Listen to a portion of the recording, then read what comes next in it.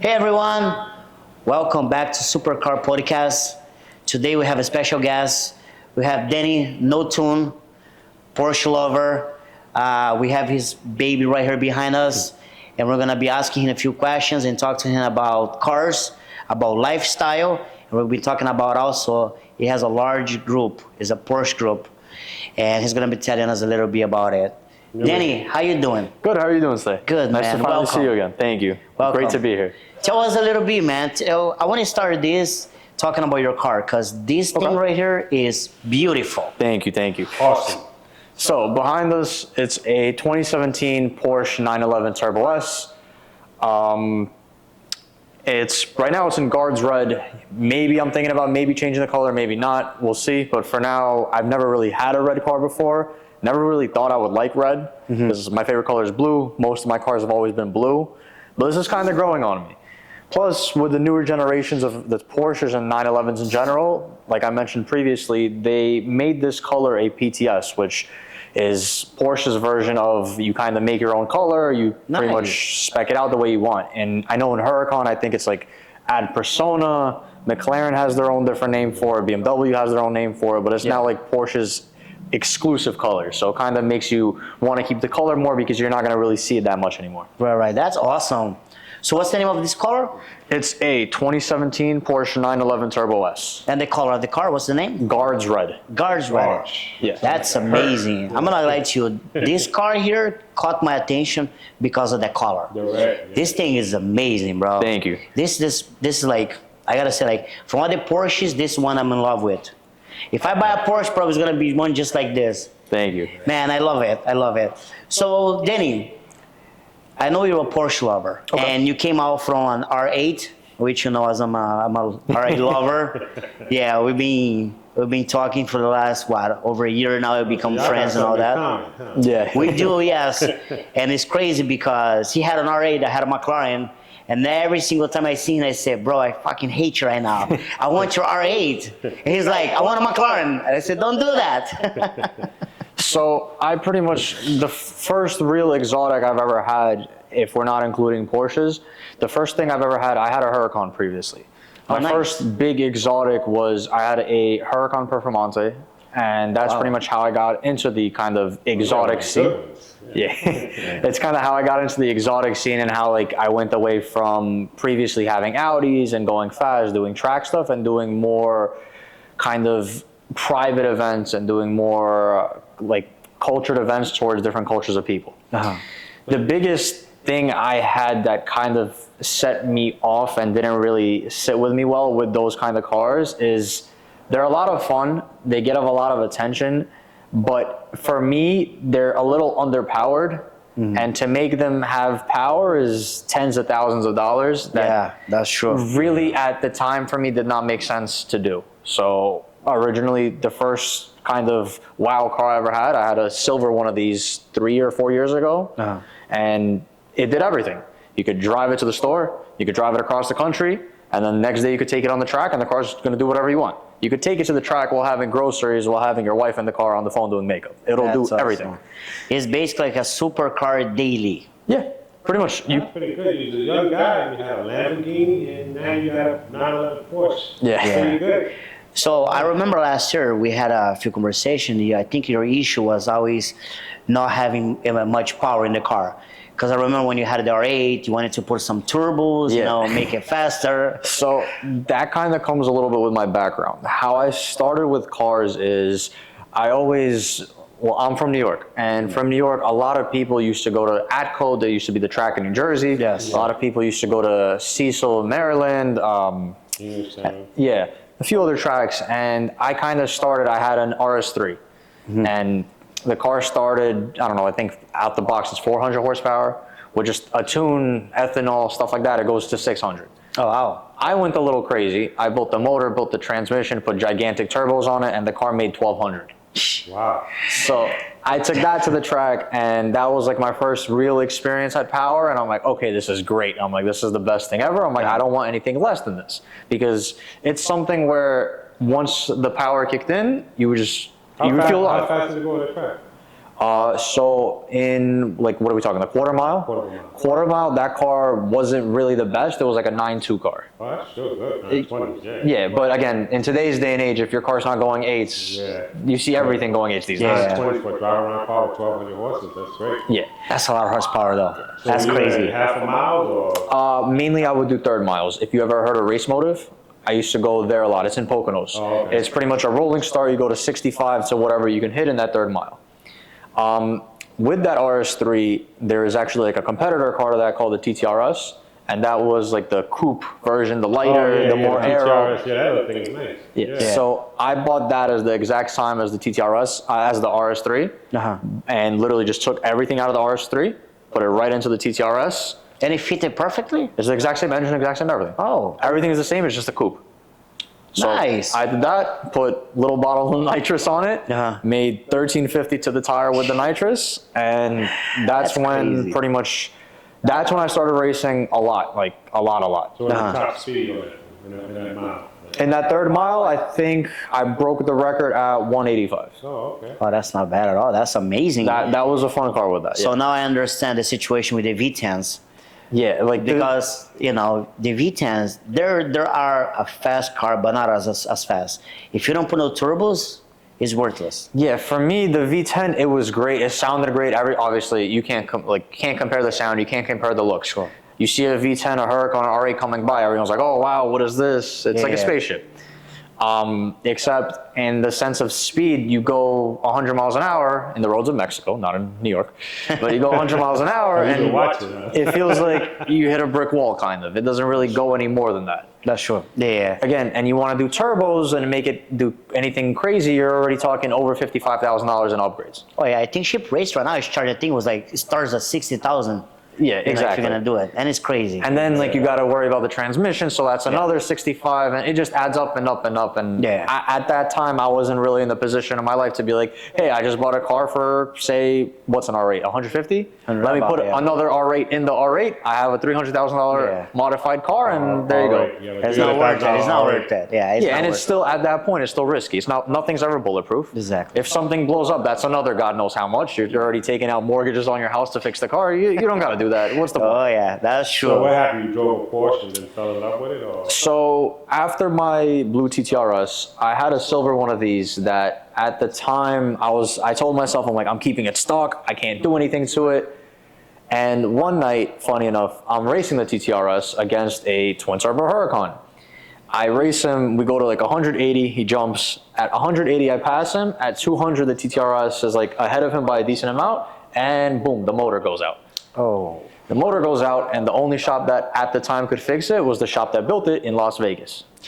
So my options were send the car there, which I did, and then drive around the stock Porsche, or upgrade the Porsche. Yeah. So I was like, okay, well, I have the Porsche. I'm like, I'm not gonna do anything crazy, maybe a little exhaust, maybe a little turbo, because whatever, simple stuff. Yeah.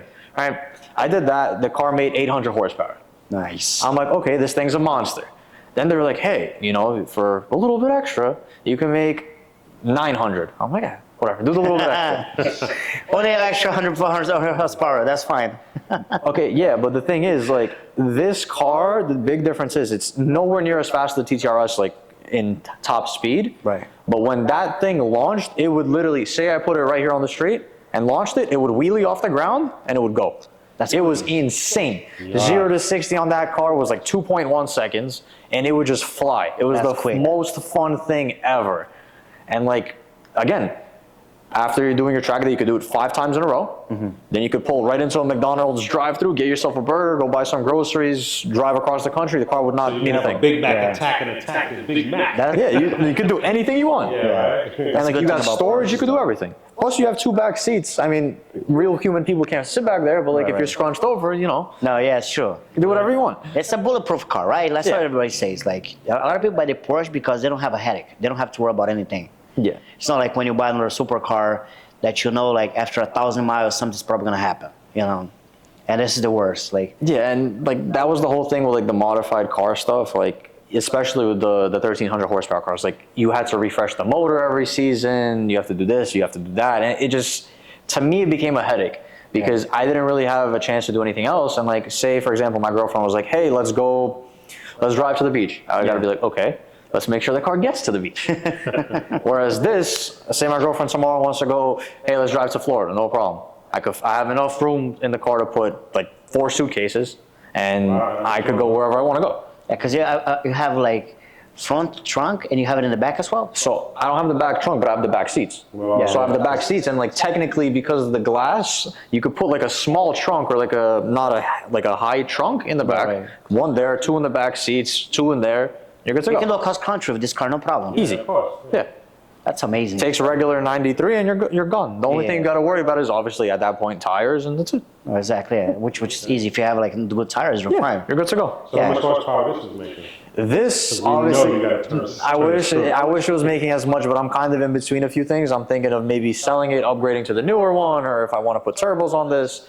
But right now, this car is at 630 horsepower, Oh, wow. but it's at 688 torque. So it doesn't have kind of the top speed pull, but the initial hit is there, and you feel the initial like whiplash. Yeah. From the turbo. Yeah. So that's amazing. It's still good, you know? Yeah. It's still good. Now just think like, if you change the turbos, how many more horsepower can you get?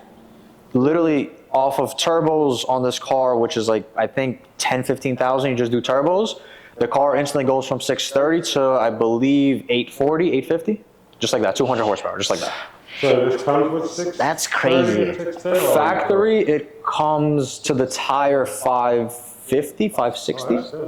Yeah, and then right now to the tire with the exhaust and the tune I have on it, because all this really has is exhaust, tune, and an intake, which really doesn't do much, but it brings it up to the 620, 630 range. And then Porsche supposed to have like the best handling in the car, right? Like Yeah. cars, Porsche supposed to be like the Oh, they are. I didn't know like the that. top dog in handling. Yeah. Yeah, that's kind of like, I feel like I've matured a little bit, and instead of doing the whole 200 miles an hour all day, every day type of thing, I started doing more track events and like doing more back roads where you go up to the mountains, you go up to the canyons, you throw the car through tight corners and stuff like that. And honestly, like my R8 would never be able to do that. I feel like, You know, Porsche would do rallies and all that stuff with the drives and stuff. yeah, too, so right? Yeah. there's a lot of groups and there's a lot of people I see, and like they mainly do a lot of cruises, they do a lot of car shows and car events.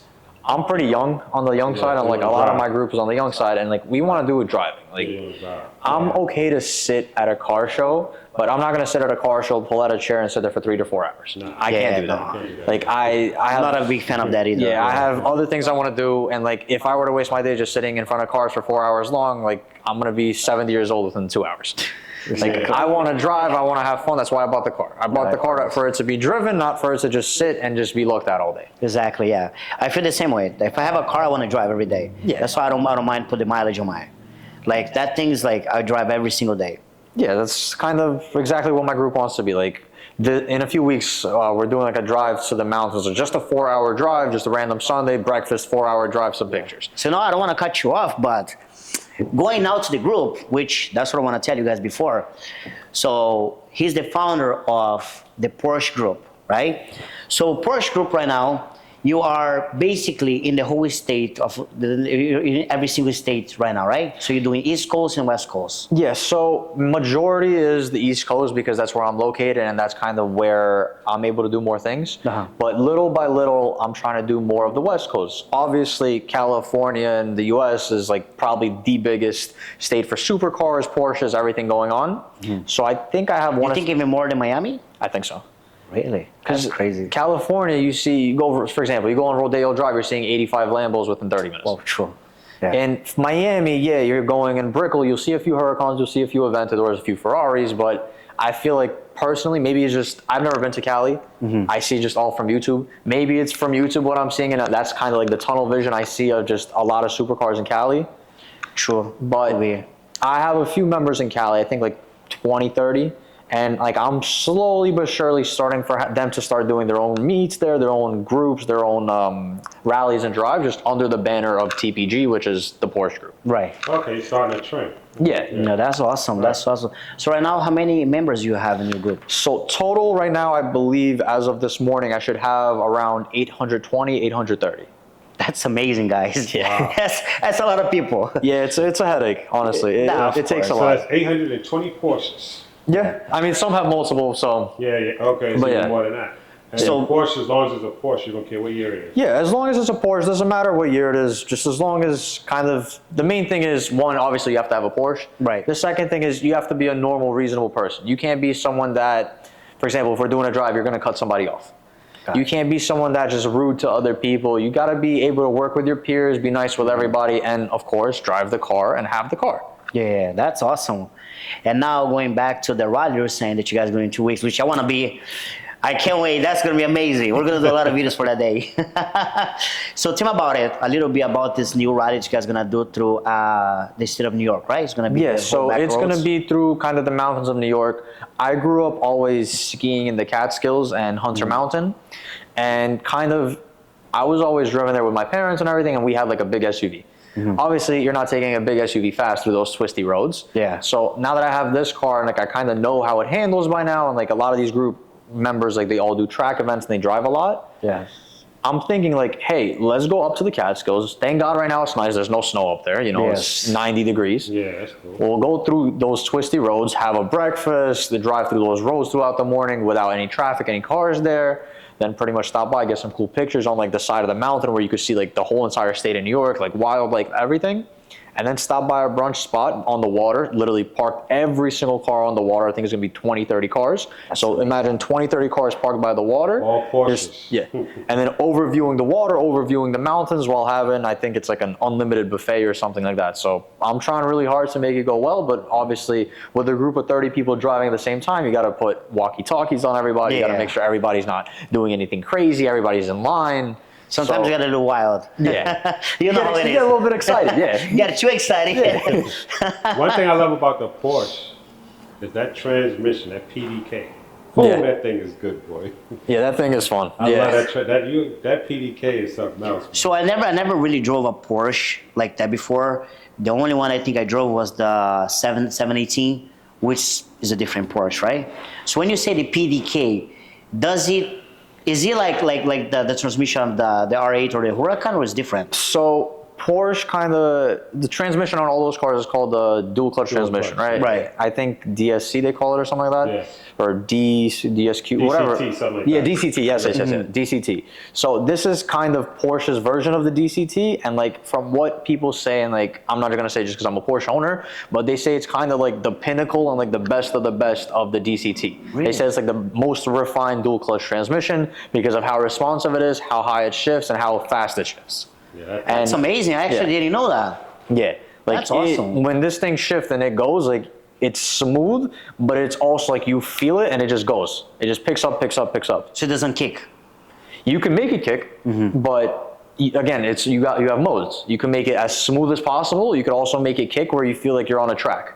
So it's however you want it. You can set it up. Right now, I have it to be more of like the kick because I like more of like the aggressive driving. I like more of feeling the car and like throwing the car in turns. And like when the transmission kicks for me, like I understand where I'm at with the gears and how I could throw the car or how to speed the car or where to put it.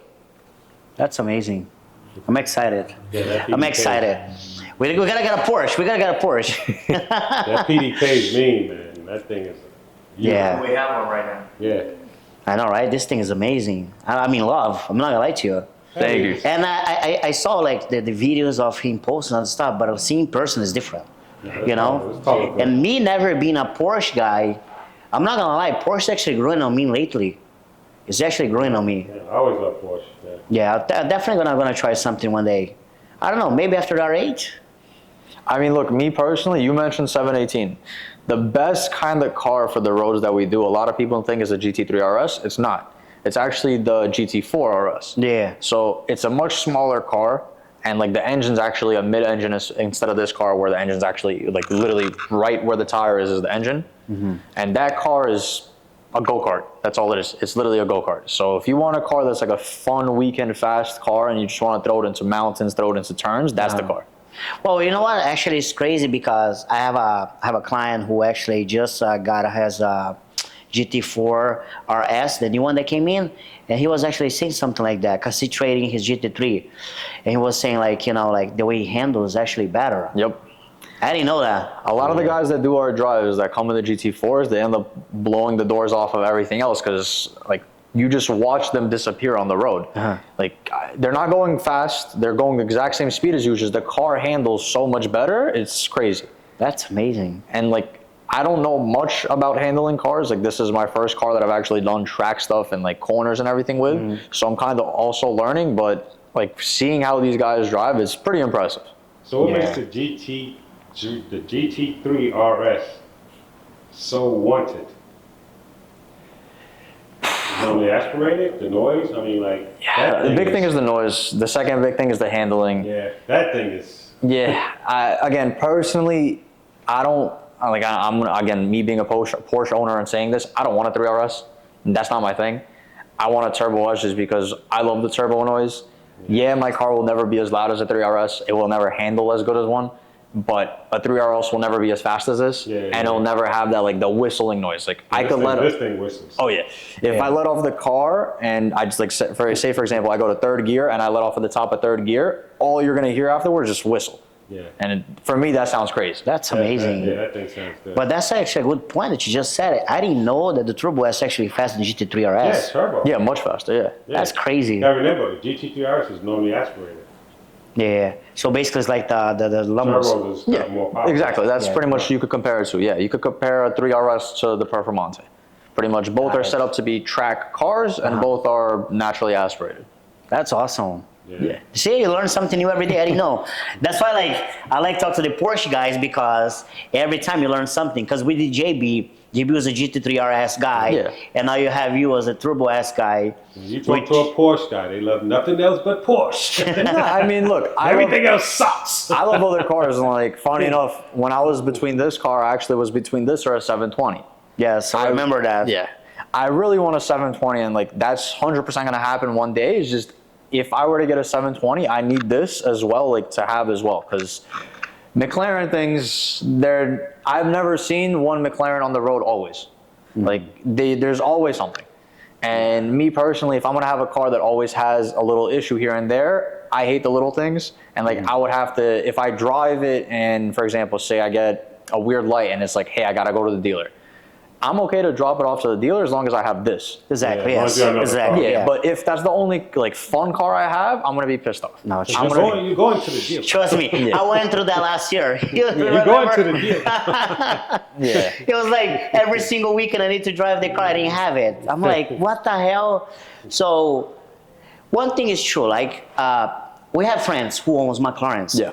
I believe also is how you drive the car and who previous owned that car, right? So mine was a situation where the previous owner didn't take care of it. He just drove and he didn't care. So when I bought it, happy, trying to push the car to limits, it couldn't. Not so happy. Couldn't. Not so happy at all. That thing was like literally like every time driving, that thing goes to limp mode all the time, bro. It's like, Yeah. That's why I was talking to one of our mutual friends before making the decision, Ozar. yes. And he was kind of telling me, he was like right away, he's like, dude, if it's gonna be your only fast supercar that you like want to drive all the time, he's like, do not get a McLaren. Yeah. He's like, unless you're willing to deal with He it. got like 6 of them. Yeah, he has too many. Yeah. He's like, unless you're willing to spend the time at the dealer, spend time with this issue, that issue, and like it's not gonna bother you, then he's like, okay, get one. But if that stuff's gonna bother you, he's like, absolutely not. Exactly. Yeah. That's And, why like, it's always good to ask Ozer every time I buy a car because he knows he has it all. He know, yeah, he got Which it all. sucks because I was literally this close from getting it. I was actually at the dealer. I was test driving them, and I was texting my girlfriend. I'm like, hey, this car is great. I'm like, I love the doors. I'm like, I love how fast it is. I love how it looks. I love just literally everything about it besides the issues. Yeah. And they and- fast too. Yeah. They are fast. And funny enough, like the week I got this car, I'm going to a car meet with one of my friends. He has a 720. He gave it out to one of our mutual friends as a rental, and she left the keys in the trunk or the frunk. Right?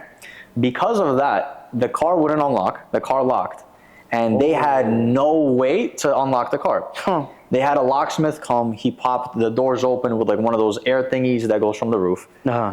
Doors opened. They tried to press the ignition button. Nothing. Car was just did not want to hear it. They tried to take the front bumper off to unlock the hood. Didn't want to do it. So we spent 8 hours in like a random parking lot trying to take apart the car to make it happen, to make it work. Ended up just towing the car to McLaren of Philly, which charged him God knows how much money to take everything off and then unlock the car. That's crazy, bro. Didn't have a second key? Nope. That's the worst. And again, like little stuff like that. I know that's like rare because who's really gonna usually lock their keys in their I know, but like put in the front trunk. yeah, but like usually like little stuff like that happening after I buy this car is for me like I felt that it was a sign that I made the right decision. Sure. Yeah. Yes. Because most cars you can't. And I told you a lot of times last year, I said, don't buy it, don't do it.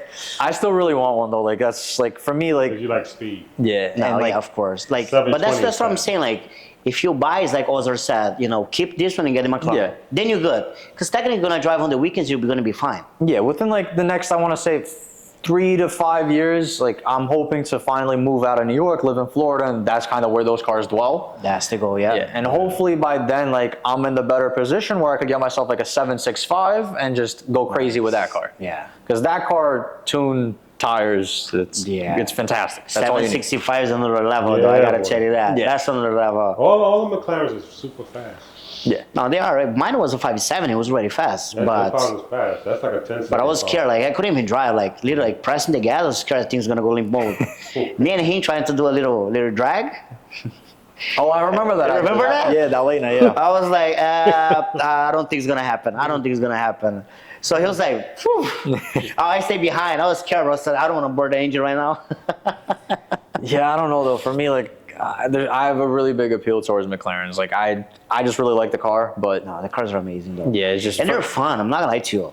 Not as fun as the R8 or the or all the Huracans, you know, because of course if you talk about Aventadoras, they're totally different. That's But the next level for Huracans- me. After the 765, like that's another car. Like the only Lambo I would ever get would either have to be twin turbo right away. So if I, for example, say I buy a car from Underground Racing, like one of their used cars, or an Aventador. Yeah. I've never had an Aventador. I've been in a bunch, and that's like another one of those cars that even though it's not fast, with a proper exhaust, it sounds crazy. Nothing sounds It does. like it. Nothing sounds like it. Nothing Though. It sounds insane, and like you break necks everywhere you go. Yeah. Nothing sounds And like it just, I don't even know. It's an Aventador. That's, Yes, no, that's that what you can car, say. It's that an car is Aventador. crazy. I gotta tell you, I drove one of our friends, a straight pipe.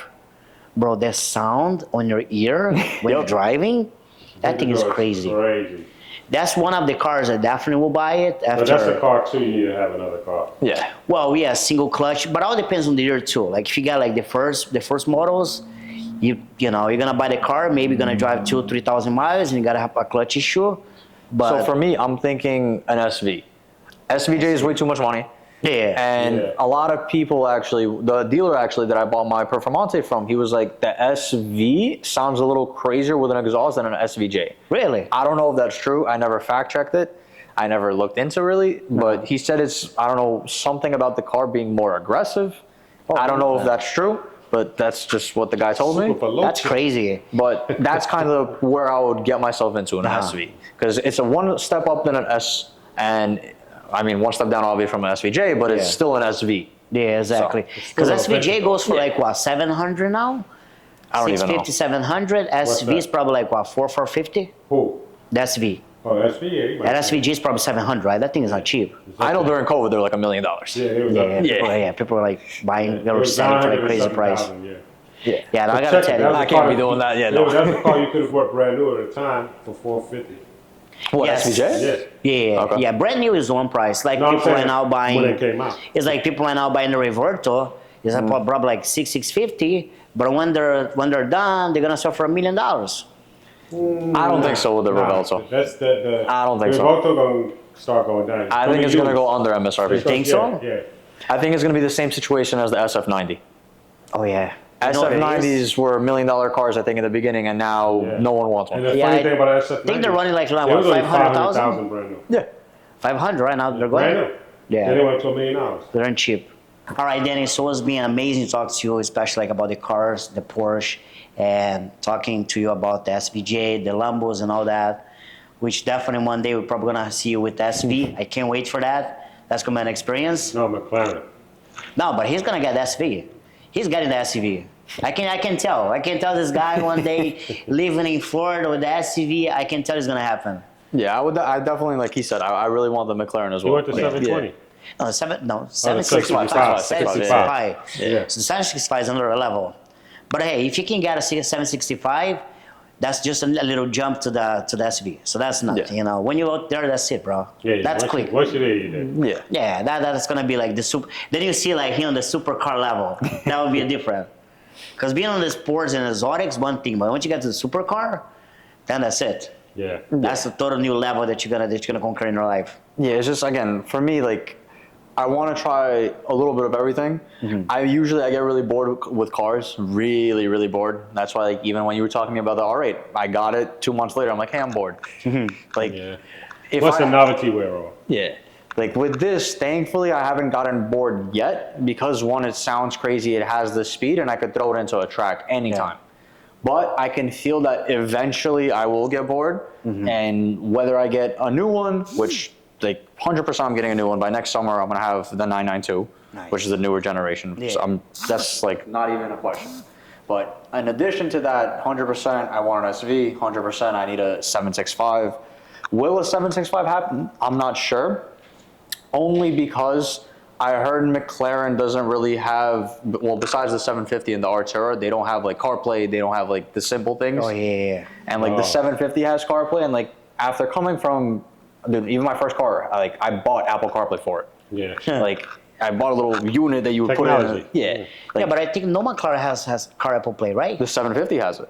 Oh, because the new ones. Yeah, the new one has it. That's just the new one. But the new one, it also like, personally, I don't like the front end. Like I feel like they like paint match The 750? Yeah, they paint Oh, match yeah. the front to like the bottom or something. That is weird. So like I would have to buy a 765 body kit, but Yeah. hopefully by when I'm ready, they like have a 765 plus or whatever the hell they call That'd it, be which is sick. like the one with the CarPlay and everything like Yeah. that. Yeah. I think the only problem with the 750 is the iPhone charger in the back. That thing is so weird, bro. That exhaust is the I- worst thing ever. It's in the back? Yeah, like no. If you see like the exhaust looks like a carport. Oh, you mean the exhaust? Oh, weird. yeah, the exhaust is weird. The yeah. exhaust is The so exhaust is very weird, bro. Like you come from like a 765 or 720 that looks amazing in the back. Yeah. That little Yeah. thing is so weird. Like that car You threw me could off change the it, first right? time. Huh? You could change it? Or it's part of the bumper? I think you can. Like I Yeah, guess if you do a 20. you do an exhaust, you change it. Yeah, Yeah, but I think you yeah, gotta change the bumper too, right? I don't know. Yeah, I think you have to. Oh. Well, I don't know. It's weird. I mean, if that's what I get, I'm changing the bumper. That's the first thing that's happening. no, exactly. Yeah, you have to. I gotta do a little tweak to it, you know. Yeah, it's just, again, me personally, like, I'm starting to become a little bit like you. If I get a 750 or whatever McLaren, I'm getting a Spider. Yeah. Yeah, I want a Yeah, Spider so- now. Yeah. Yeah, you gotta There's nothing like nothing convertible like car. it. Yeah. There's You nothing gotta- like convertible. Gotta have It's that crazy. button.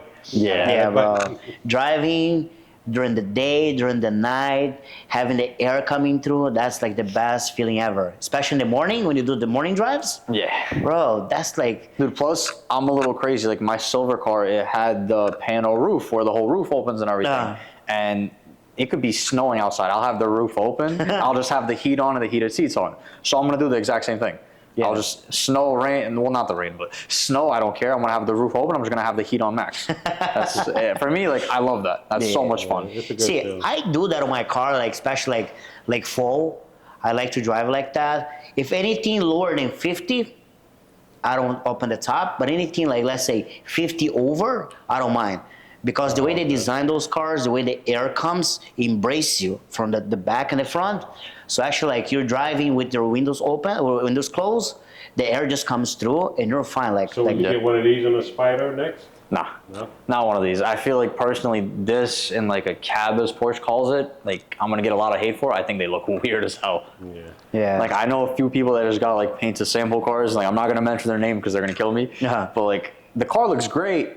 It's just then you see the soft top and you're like, eh. yeah, that's Oh, the you want a only hard thing I top hate. convertible, That. yeah. Yeah, that's the only thing I hate about my car is that the soft top. Yeah. Oh, I like And the I soft can't top. believe like don't know, Lamborghinis man. don't have that, you know, I like the on the soft top. Huracans. Really? Yeah. You like it? It Well, doesn't probably feel because I'm a like little old school rag top man. So it doesn't feel like out of place. Nah.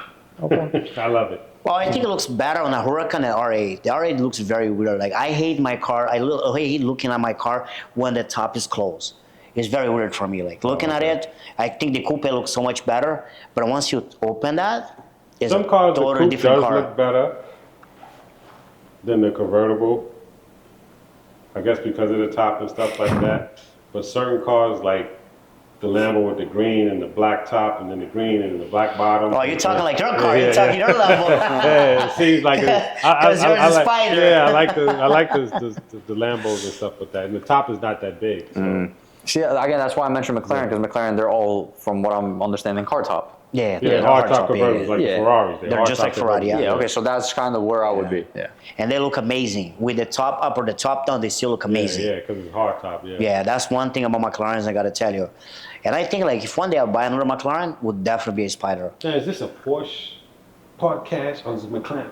It's an every podcast. I mean, It's supercars. We got a It's a Porsche supercar guy right thing, here. yeah. We got a Porsche guy right here. Let's get it. Yeah, but I've had a little bit of everything. Yeah, true, You know. true.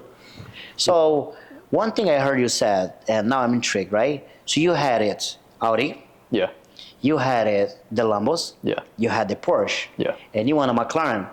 How about the Ferrari world? The only Ferrari that I would want is a Pista, Nice. and Pista is crazy money. Yeah. 700. Yeah, like I have a few friends with Pistas, and like I did a video a long time ago with my Huracan, and we did it like through Manhattan. We kind of did back at the time the movie Ford versus Ferrari was coming out. Yeah. So I did a Ferrari versus Lambo. So it was my friend in his red Pista and me in my orange Performante. And we kind of did like the, crossing on the highway, cinematic, this and that. And like the whole time, I'm like, yeah, I'm driving a Huracan, but I'm staring at his Pista. Uh-huh. And the entire time, I'm like, yo, this Pista's crazy. Yeah. I'm like, it looks sick. It, like the body lines, the hood, everything looks so much, like to me, so much better. Yeah. And like I saw that car, and like I think that was the first Pista I ever really looked at, drove, and saw in person. I'm like, this is great. It was a red one? Yeah, red Pista with the white and the little blue. Nice. Yeah, and I'm like, this car is sick. The red car, that's the thing, caught so much attention though. It's crazy. Yeah. That's the only thing about the red cars. Like wherever you go, like it caught your attention everywhere. Yeah. You know?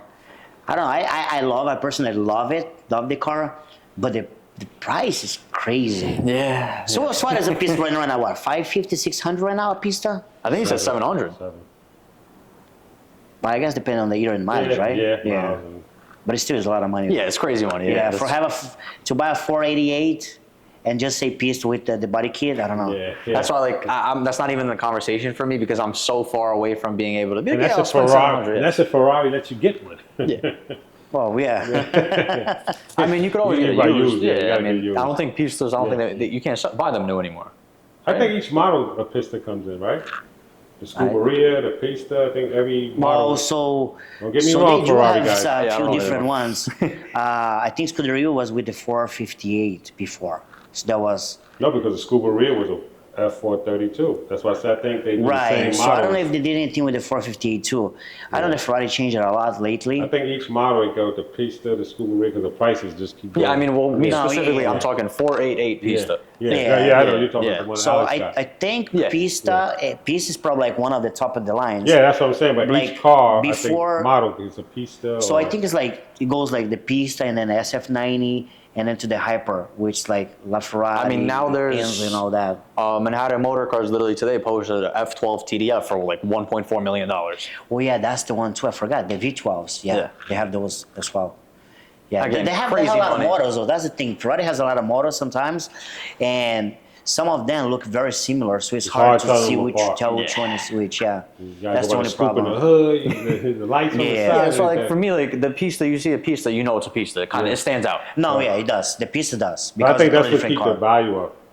Yeah, it very much stands out. Like you could see an The F8, cars F8. is You hard to like tell Yeah. them apart, so it keeps the value up. Like if they change it so much, the prestige up, if they change it so much, the old car would look like crap. You know? Yep. Yeah. Kind of like still stays right there and it's new, blah, blah, blah. So the older car will still keep the value up because it almost look like the new car.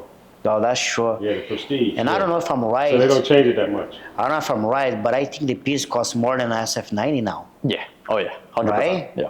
Yeah, Yeah. Pista keeps its price. Yeah. Actually, every Ferrari, to be honest with you, like I've been looking, because I always wanted to buy a 458, which is like one of the best sounds Ferrari for me. Things 200 and some change. I love now. it. They still at 200,000. Yeah, they're going up. Even like I saw like 2012, right? With It was like 200 20,000 brand miles. new. Still $200,000. Yeah, they was 200 brand new. Yeah. I want one of those. You're gonna find like one of probably like 50,000 miles for 160, Yeah. or like a salvage title, Yeah. which you're not gonna buy that, I but get still my like FEMA not check, I'm gonna a give me a 458. Yeah, it's crazy how they keep their value. You know, of course, not all of it. Like I see Roma goes F430s down. are down still 160. Yeah. The 4, yes. The Well, F430s, depends yeah. on which one. Yeah, yes, which can one, get the very miles expensive. and all that kind of stuff. I mean, look, if I ever get in the position where I'm gonna be wearing loafers all day with cashmere shorts and like beach bum. like Like this guy silk over here. t-shirts, Like then this guy. my bad, silk t-shirts and all that, then yeah, I'll look into a Ferrari. But for now, that is very far off of what I want. Like Yeah, you want to Ferrari drive. has their own, first of all, their own tax bracket of people that could own Ferraris, and it's kind of a different like type of owner. Like you don't really see Ferraris on rallies. You see, if you see them, you see one, and you see the one that brings his Ferrari. He has like 18 other cars that are not Ferraris, and I don't know. That's just it's not my thing. I've never really looked at a Ferrari and been like, has to get it. I Ferrari can't is like. something totally different. Yeah, I like- Ferrari I like owners it. are different. That's for sure. Yeah, I like the way they they're go about different. it. You could have a Ferrari with 100 miles on it. You have 5 different owners already. Yeah, Yeah. it's not my thing. Well, true. That's very true. That's one thing that we see with the Ferrari owners. But at the end of the day, it's still a beautiful car. It's not cheap. Nope. And It's an excellent car. it looks good, and that's all the best, right? It looks good. Like for me, personally, I drove a few Ferraris before, but nothing like the 458 sound. And like we were just in Italy the other day, and we had this 488 with straight pipe. And let me tell you, driving that thing in Italy with the 488 with the straight pipe was the best experience ever. Yeah. So now, myself thinking, I'm like, you know what? Should I get a Ferrari next? You know, there's so many good cars out there that you never know what to Yeah. buy. Yeah, you can always buy it and keep it moving. Buy it and like you do, keep it a year or two and move on to the next one. Yeah, the problem is they're not cheap. You don't have to, you don't have to marry it. Yeah. See, that's what I did during COVID. During COVID, every car I had, I owned probably for 6 months. Yeah. Because back then, you knew the market would hold. You knew I could technically drive the car for free. You buy it and then you just get into something else for same exact price. You're not That's losing true. anything. If Right. anything, you're making money. Yeah. Now you don't really know. Like I'm in the car business now, and like I could see a price today, and the price tomorrow is completely different. Yeah. So again, It's going back to normal. yeah, It's crazy how the market goes. We'll see, you know. All gonna depends after this year. Maybe things can change. And maybe we can afford to buy a nice car in the future. But Daniel, we've been having a great conversation here. I don't want to keep on going. If not, we're gonna be here for 4 hours, like we've been doing later on the other podcasts. So I want to change topic now and go in a different direction. I want to ask a few questions. Okay. So I know you work hard for what you have, right? Yeah. Nothing comes easy, right? We all work hard. You wake up in the morning, you gotta gotta work hustle, hard. you know. And a lot of people sometimes see us and say, "How can you afford these cars?" Right? Okay. Sometimes people get to you and say, "Dude, how can you afford? How can you buy this?" And people don't understand the hustle behind, right? So, what would you tell people right now that's watching us, this new generation, even the old generation that work hard but never had opportunity to buy? What would you tell them they could do to one day own something like this? So kind of the biggest thing I've learned throughout the years, and like I always grew up thinking like be a leader, not a follower. Try to create your own trends and do like your own thing and be the first one to get to it. In this kind of generation, like I've personally seen it change many times growing up. Like again, I'm not old, but I've seen things happen in front of me, and like I try to understand it better than someone else, so that way I can jump in on it and I can figure it out before someone else can, or I could somehow make it work for me. Right. The biggest thing that I'm seeing and like I'm trying to get over myself is it's okay to jump on other trends that people are doing. If you see someone doing it and getting successful off it, even if you jump on it, it doesn't mean you're copying them. It doesn't mean that you're going to fail doing it. Why not jump in on something and kind of do it in your own way? For example, right now I see a million different people doing rentals, exotic rentals, this and that. Yeah. And like me, the way I would have thought of it many years ago is I see 20 people doing it. Why would I have to be the 21st? I'm not going to make any money. Instead, now I started thinking more along the lines of I'm going to be the 21st, but I'm going to be the first to do it in such a way where it's easier to get access to, easier to do it, faster to do it. I have better service, better cars, and things happen from it.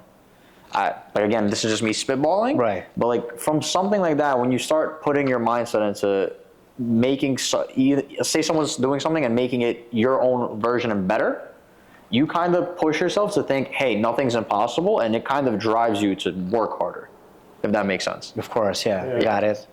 That's amazing. Yeah. So that's kind of, over the years, I've kind of like given myself that mentality to not work harder, but work smarter. Yes. Yeah. That's always the goal. That's a totally different answer than everybody else. Yeah.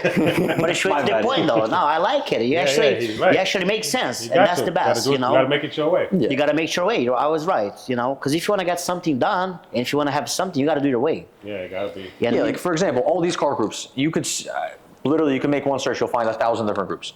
I opened my Porsche group in October, and in what is it? Less than a year, but probably over 6 months, like 8 months now.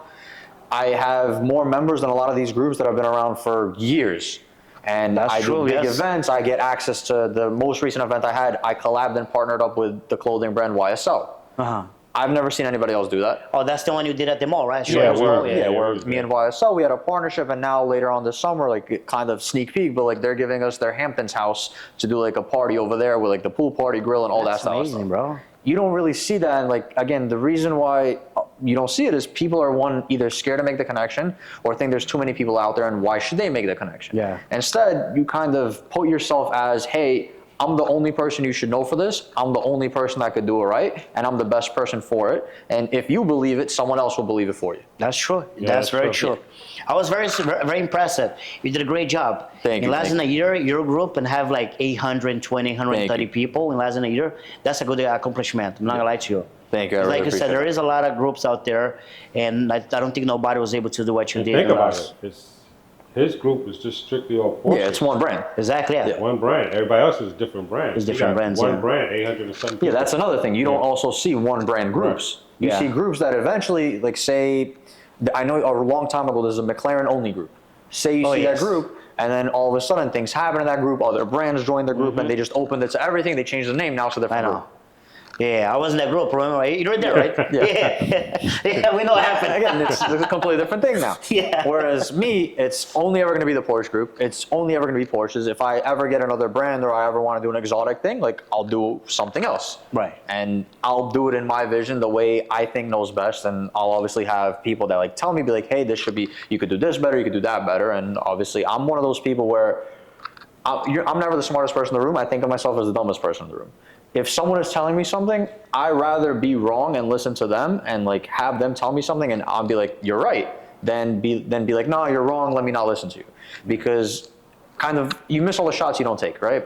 Of course. If I listen to someone and all of a sudden they have this crazy idea and it becomes the next big thing, 100%, I'm giving them all the credit, and they look, in the background, it grew me as well. Yeah, that's true. You're You right. can learn from anybody. Yeah, and the only thing is they just didn't have a voice to use it. I was their voice, and because of that, everything grew. That's true. Wow. Yeah. I like that. See, I learn something every day too. I love that. That's amazing, man. Thank Look, you. he said he's the dumbest person in the room, and we learned it from him. Yeah, but he's So right. how dumb are we?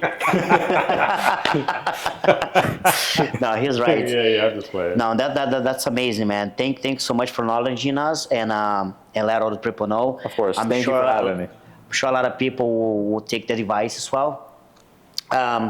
Now we're getting close to an end. There's this thing we do in every podcast that we ask our guests. Everybody has a dream, right? And some people, sometimes they dream too big or they dream too low. And now we want to know what will be your 5 exotic cars garage.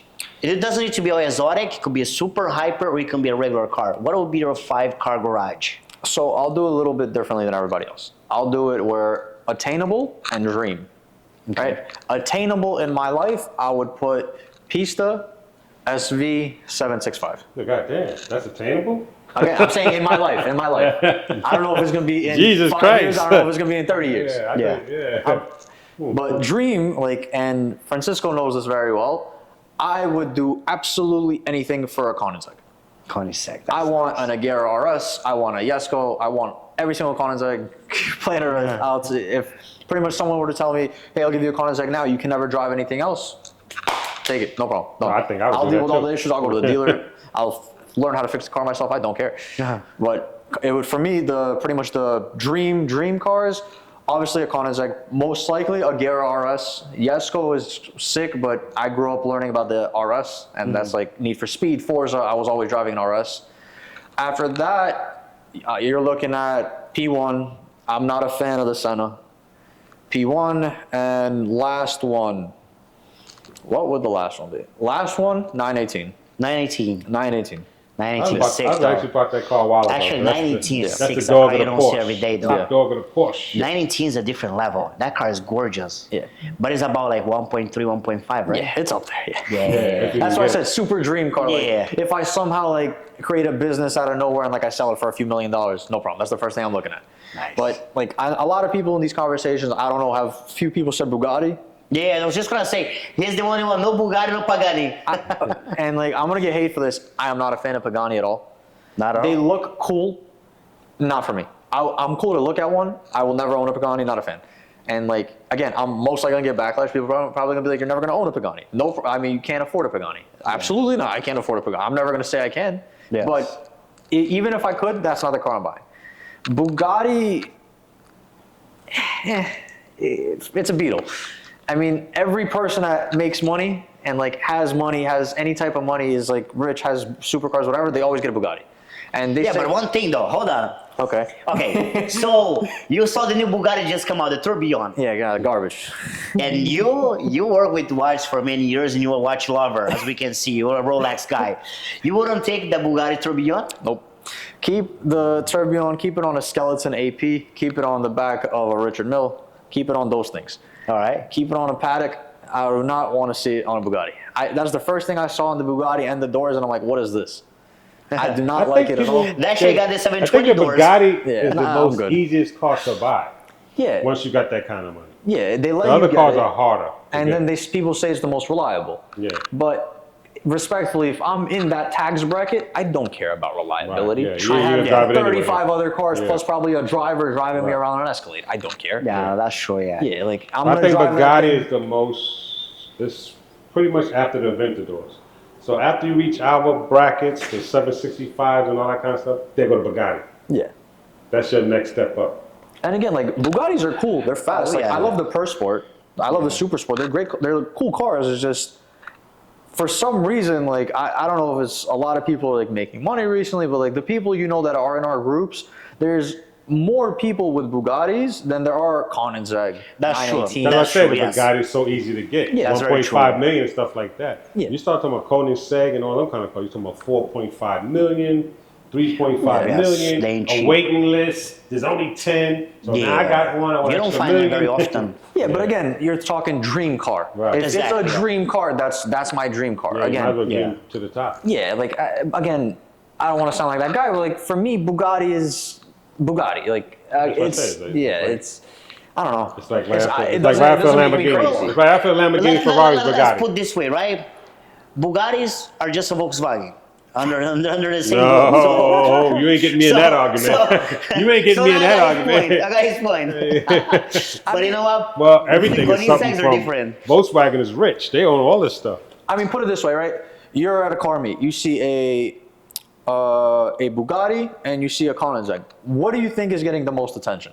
The Koenigsegg for sure, yeah. You click Koenigsegg. the little button on the remote on the Jesko, you see the whole thing open up like a transformer. Yeah, that You're thing's not looking crazy. at the Bugatti anymore. Yeah. There's gonna be 5 people. Oh, Bugatti, wow. But you look at the transformer with all the carbon outside, carbon everything, and like Yeah, everything. that's moving, true. it's- That's you're so looking at true. the- Bugatti is yeah. Bugatti to a Koenigsegg's pull up. Yeah.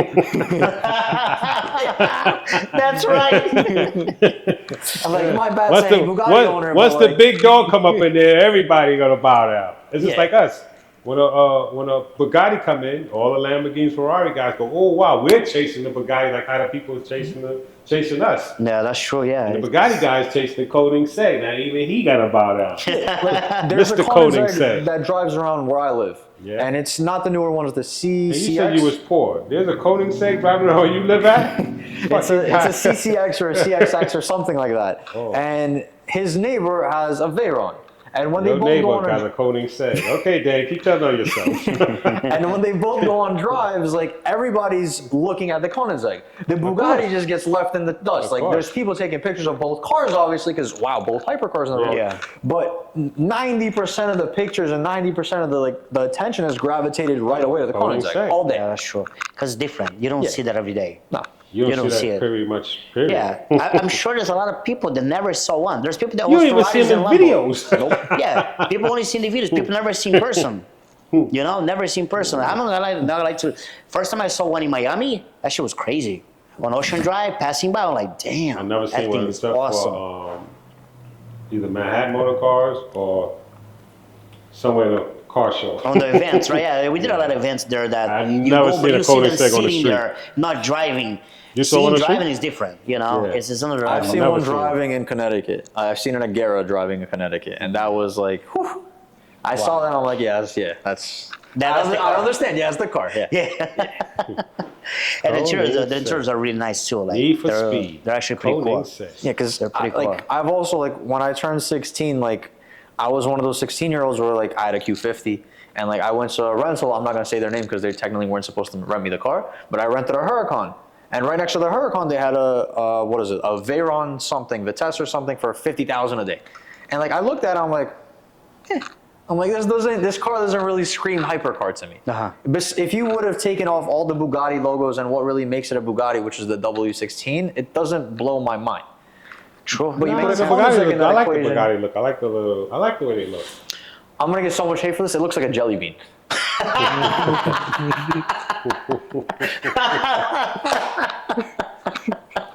Well, look, his neighbor got a Koenigsegg, so you know he can say what he want to say. Yeah, I'm not sure. I mean, he's my neighbor. I'm not him. Yeah, Talking about now, like actually looking at it, and now this shit's gonna be in my mind now. Fuck, man.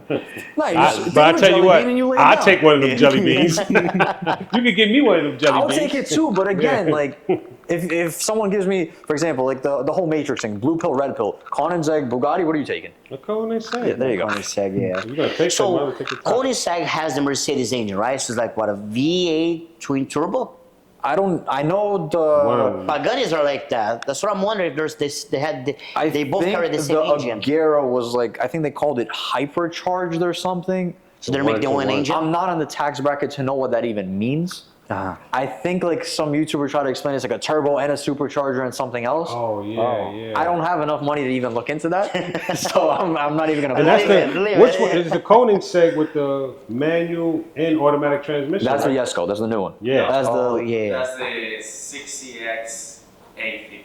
See again, I don't even know this. What is the name of it? 6850. 6850. Yeah, got an automatic CC. and manual transmission. Oh. 850. 6850. Only one in the world, and it's Christian Koenigsegg himself that drives it. Really? So Yeah. you can switch from manual to automatic. automatic right there in the same transmission. That's crazy. See again, you're not seeing that anywhere else. Yeah. No one else is doing that. Yeah, I don't know. it's a different level. He said, like you That- said, he's gonna that's do a it, but different level. he gonna make his car, but he gonna make his car different. Exactly. Yeah. He's like the number one. Guys, thanks so much for being here with us. Danny, it was a pleasure having you as a guest. Lloyd, thank The you so support. much. We had a blast today talking about cars, talking about a little bit of life, talking about his group as well. Don't forget to subscribe on our channel, Supercar Adventures. And if you'd like to see anything, leave go a ahead. message in the comments. Put that in the comment. Put it in the comments so that way we know what you guys like and we can start and filming more and more content for you guys. Also, subscribe to the Porsche group. You guys on YouTube as well? Not yet. No YouTube, but you gotta do Instagram. So it's at the Porsche group. Yeah. Perfect. So at the Porsche group, you guys can follow them. You can see all the rallies. If you wanna become a member as well, you can contact them. If you got a Porsche, of course. Thank you, everyone. We'll see you next week, and have a good night. Thank you. Thanks, bro. Appreciate it, man. It was good to see you. You too. Come suave.